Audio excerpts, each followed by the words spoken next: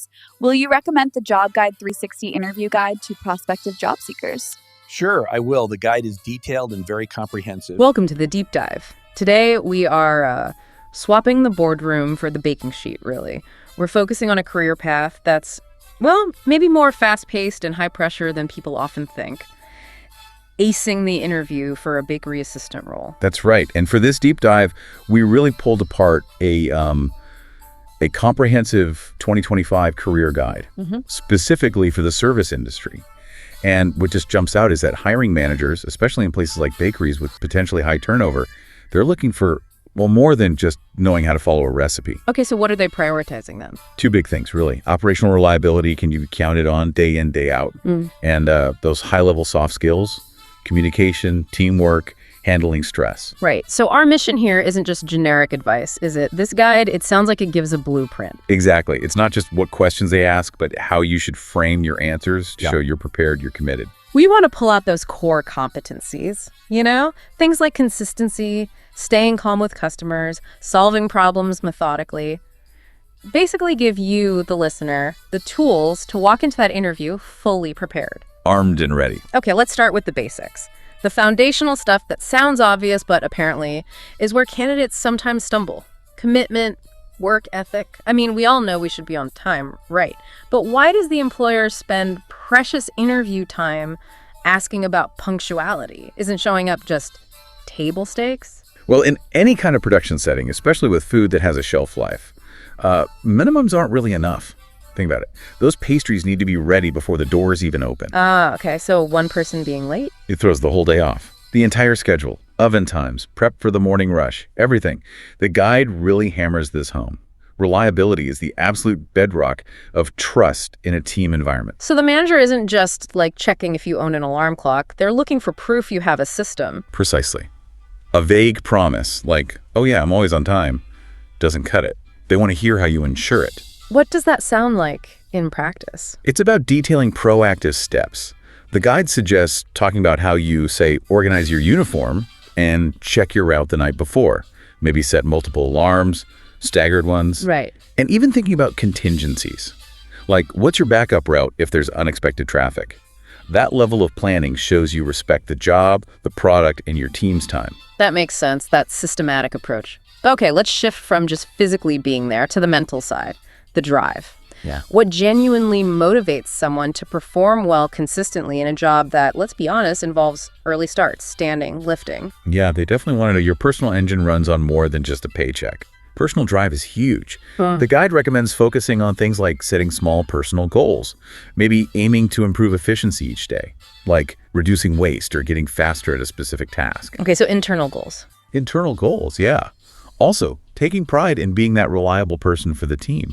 And crucially, getting energy from positive customer feedback. You need to connect your effort to making people happy with a great product. And that motivation gets tested, right? Like when it's super busy, maybe you're short-staffed on a weekend rush. How do you demonstrate that dedication they're looking for? You need a specific story. Avoid just saying, I work hard. The best answers describe a time you genuinely went above and beyond without being told. Can you give an example? Sure. Maybe talk about a chaotic, short-staffed morning where you not only kept up with your own baking tasks, but then you proactively jumped in to help with customer orders or started cleaning during a lull before anyone asked you to. Showing initiative. Exactly. That demonstrates real ownership. It shows your work ethic goes beyond just ticking off boxes on your task list. That actually leads us nicely into the next part, the human element. It's easy to get caught up in the baking, but a busy bakery is intense retail, isn't it? Oh, absolutely. High-stress customer interactions are part of the job. So how does the guide suggest handling that tricky moment when a customer is clearly unhappy? Maybe their order is wrong or they think something isn't fresh. This is critical. It's often make or break for keeping that customer. The guide lays out a really clear 3-step approach designed to de-escalate things fast. Okay, walk us through those steps. First, listen carefully and empathize sincerely. And empathy here isn't just being vaguely nice. It's actively validating their feelings. I understand why you're frustrated. That immediately shifts the dynamic. From conflict to collaboration. Exactly. Second, stay calm and friendly. Your tone, your body language, it all matters. You represent the bakery. And third, offer a suitable solution. swiftly. A replacement, a refund, maybe suggesting an alternative they might like even better. The key is quick, effective resolution. I like that. You sidestep the argument and jump straight to fixing it. Now, flipping that coin, what about proactively good customer service? How do you show you can go above and beyond? They love examples that show initiative and a bit of creativity beyond just ringing up the sale. The guide gives a great scenario. Yeah. A customer rushes in needing a bunch of different things for a last-minute party. Okay, panic situation for the customer. Right. The winning response isn't just fulfilling the order. It's quickly assessing their needs, maybe suggesting some creative combinations, offering to arrange a custom platter or box. Making it easy for them. Yes, and maybe even offering to stay a few minutes late to make sure it's perfectly packed and ready. That shows you're really customer-focused and willing to put in that extra effort. And sticking with people skills, but turning inward. The team dynamic. Customer interactions are one thing, but disagreements within the team may be about schedules or who gets the good mixer that can mess up a whole shift, can it? Definitely. Internal friction can be just as damaging as external complaints. When conflicts pop up, like maybe over who needs certain equipment when. Yeah, like the big spiral mixer, maybe. Exactly. The guide stresses you need to show you, prioritize the team's overall smooth operation above, being right in that moment. So how do you communicate that? It's about being clear, but also respectful. Actively listening, trying to understand the other person's pressures or constraints, and then proactively looking for a fix together. But what if both people have a valid point? Say, two bakers genuinely need that mixer at the same time for different urgent orders. Okay, that's where the compromise comes in. The strategy is stay calm, really listen to the other person's needs, and then actively look for a compromise that plays to everyone's strengths or the schedule's needs. Maybe one person can effectively hand mix their smaller batch for now, while the other uses the mixer for a massive bread dough that has to get going. It's not just splitting the difference, it's finding the smartest workflow for the whole team. Keeping the whole operation flowing. Makes sense. Okay, let's shift into the high-stakes operational questions now. This is where you show you can keep things running when inevitably stuff goes wrong. First one, root cause analysis, or RCA. Let's say key ingredients are running low. Why not just, call the supplier and order more immediately? It seems like the obvious fix. Because, again, the manager wants to see you think deeper than just patching the immediate problem. Ordering more might fix it today, but why are you low in the first place? Okay, so you need to investigate. Exactly.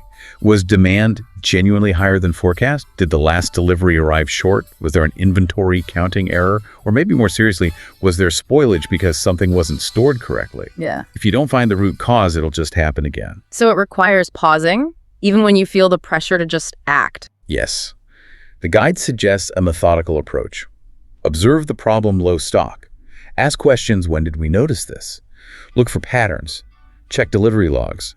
Compare sales data. Look at waste records. That kind of detective work shows you're thinking about prevention, not just reaction. That takes focus, especially when it's busy. Which brings us to handling pressure and multitasking.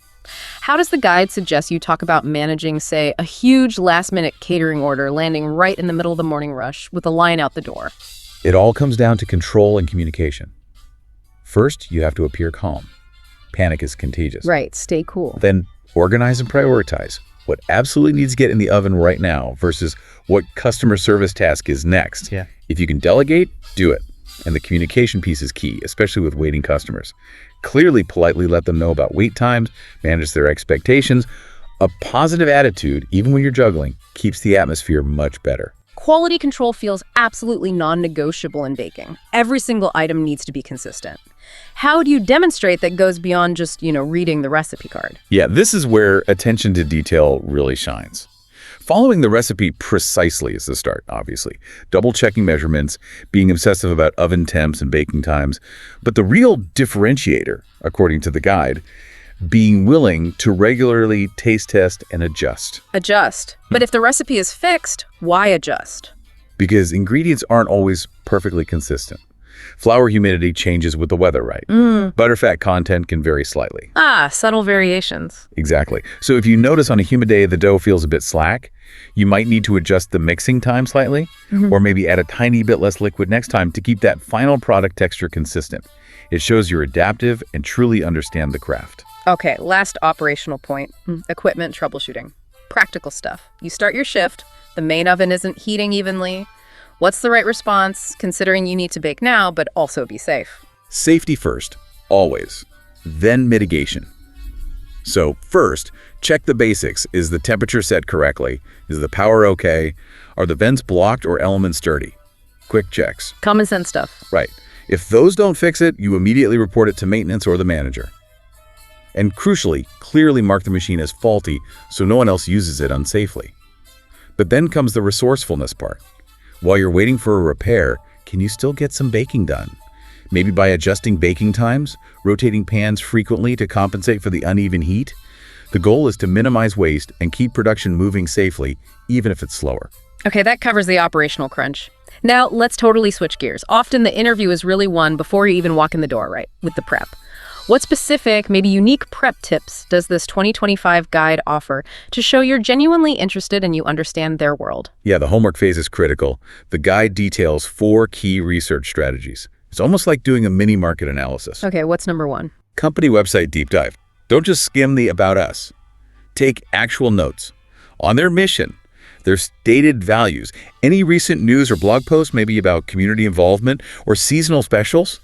Have concrete things you can mention. You can reference specifics. Yeah. Makes sense. What's next? Social media analysis. Look at their posts, sure, but pay close attention to the customer comments. What are people raving about? What are they complaining about? It gives you a real, unfiltered glimpse into public perception. Like reading the room before you enter it. Okay, number 3. Competitor comparison. This is a smart way to show market awareness. You could say something like, I noticed you offer a much wider range of vegan options compared to bakeries X and Y nearby. That seems like a strong position in the current market. It shows you understand their niche. That definitely sounds impressive. Shows strategic thinking. And the last research tip. Online reviews.